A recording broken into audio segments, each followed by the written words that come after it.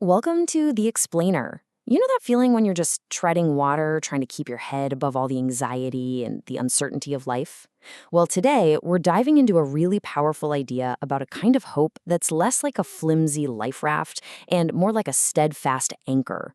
It's drawn from a short but really profound devotional text. So let's just start with a direct question.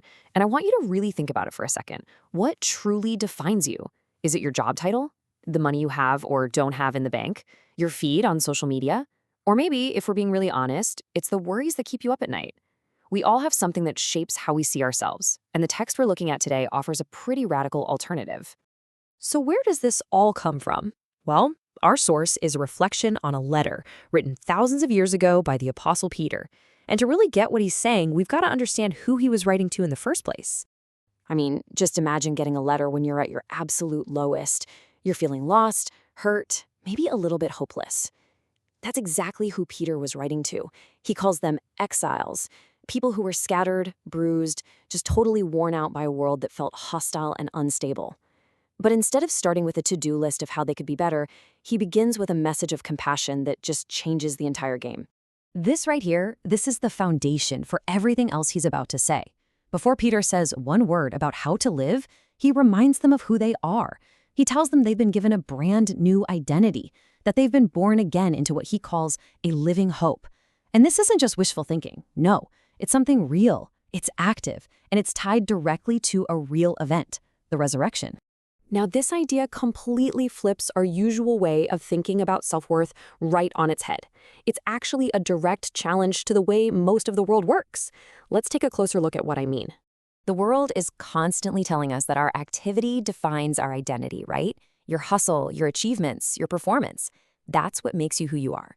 But Peter's message in this devotional, they insist on the absolute reverse. It says your truest identity is something given to you by grace before you ever lift a finger. Identity comes first, and then our actions flow from that identity, not the other way around. So this living hope sounds great, but what does it actually look like? Is it just trying to have a positive mindset? Well, our source text says it's something way more tangible and secure than that, and it's all rooted in this idea of an inheritance. So this hope isn't just floating around out there. It's anchored to the resurrection, and because of that, it comes with a guaranteed inheritance. But here's the thing. Unlike any inheritance here on Earth that can get lost or stolen or just tank in a market crash, this one has some very specific, unbreakable qualities. So let's just quickly break these down. Imperishable means it can't be destroyed, it can't decay. Undefiled means it can't be corrupted or stained by anything in this world. And unfading? Well, that means it never, ever loses its value or its beauty. It's permanently, unshakably secure. But believe it or not, the security doesn't even stop there. Okay, this is where the idea gets even more incredible. It's not just that the inheritance is being kept safe for you somewhere.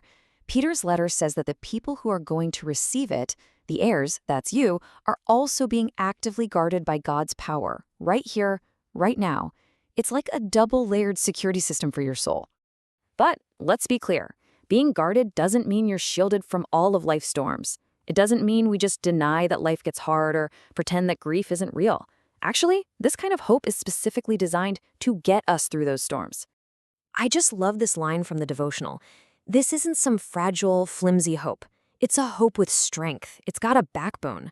It's what lets a person endure the very real struggles of life without being totally defined or crushed by them. And why is that possible? Because the resurrection has opened up a future that suffering and even death just can't erase. So this is all powerful stuff, but how does it actually help you on, a Tuesday afternoon when anxiety is just screaming in your ear? Well, the devotional gives us a really practical way to bring this truth to life in those moments. It suggests a really simple practice. Just write down these three powerful identity words from the passage: chosen, born again, guarded. See, these aren't just positive affirmations you're trying to talk yourself into believing.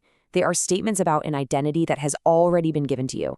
And the idea is to return to these words, to this reality, whenever anxiety tries to tell you a different, smaller story about who you are. So here's the bottom line. This new identity means that no matter what your circumstances are, scattered, bruised, or weary, just like the people Peter was writing to, a person of faith is never ownerless, never without a true home, and never, ever without a future that's secured by that living hope. And that really leaves us with something to think about. What would actually change in your day-to-day life, in your thoughts, in your reactions, in your fears, if you lived as if your hope was truly and actively being guarded? What if you believed that not just your future, but you, yourself, are being kept safe by a power that's greater than anything you're facing right now?